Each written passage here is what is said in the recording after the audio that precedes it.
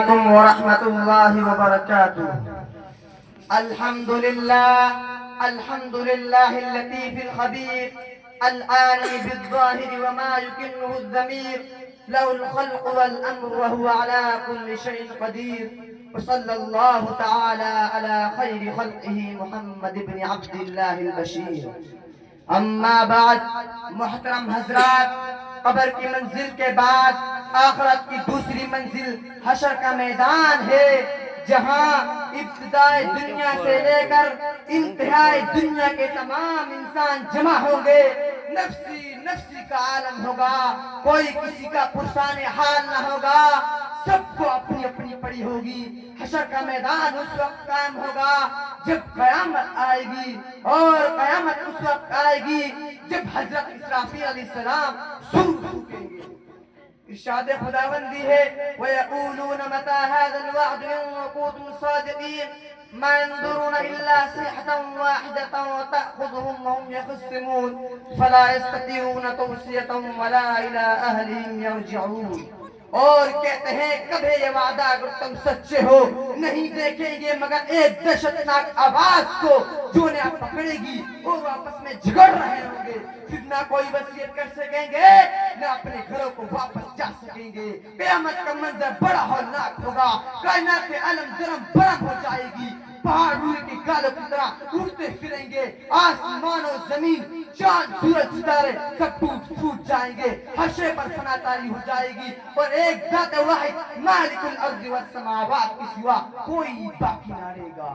سورہ حج میں ارشاد باری ہے یا ایھا الناس اتقوا ربکم ان زلزلۃ الساعۃ شیء عظیم یوم ترونها تذهل كل مرضعة عما ارضعت وتضع كل ذات حمل حملها وترى الناس سکارى وما هم بسکارى ولكن عذاب الله شدید.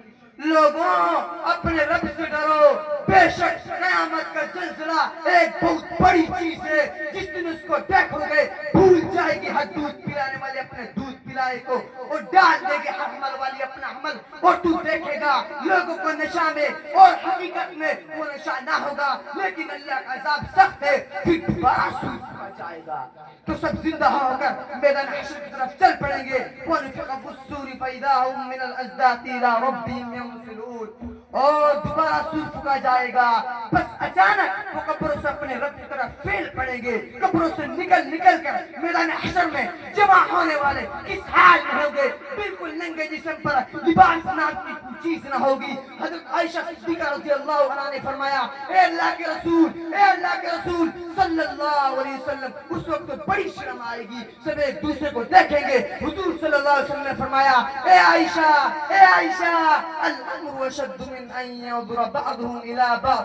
وہاں ایک دوسرے کو دیکھنے کی فرصت کہاں ہوگی؟ معاملہ اس سے کئی زیادہ سخت ہوگا کہ لوگ ایک دوسرے کو دیکھیں.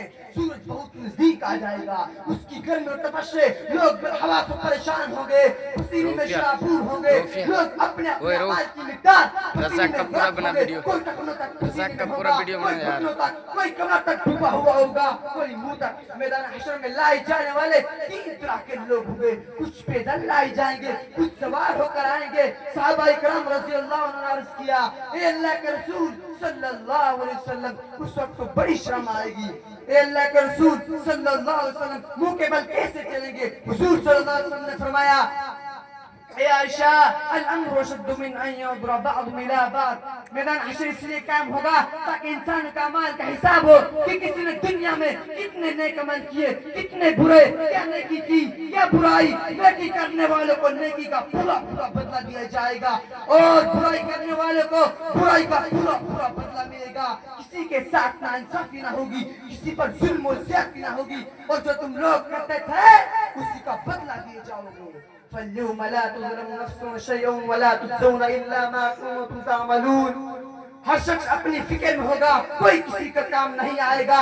رشتہ دار اور اعزاء اقربا بھی موڑ لیں گے. وہ لوگ جو دنیاوی زندگی میں ایک دوسرے کا ہمدرد و بھائی خواہ مونس و غمگسار ہوتے ہیں، وہ بھی ساتھ چھوڑ دیں گے، اپنے قریب بھی نہ آنے دیں گے. ہر شخص ایک دوسرے سے بھاگے گا. یوم یفر المرء من اخیہ وامہ وابیہ وصاحبتہ وبنیہ لکل امرئ منہم یومئذ شأن یغنیہ.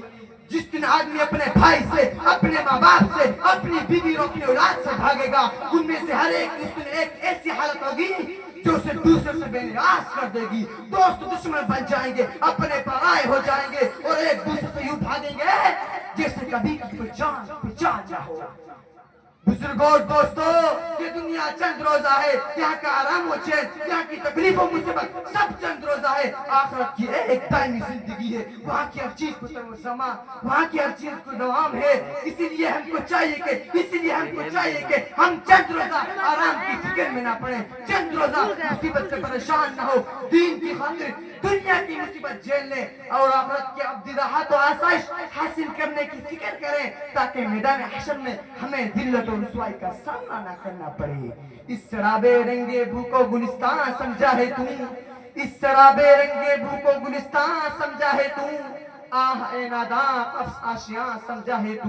یہ گھڑی محشر کی ہے تو عرصہ محشر میں ہے، یہ گھڑی محشر کی ہے تو عرصہ محشر میں ہے. پیش کر غافل عمل کوئی اگر دفتر میں ہے، وما علینا الا البلاغ.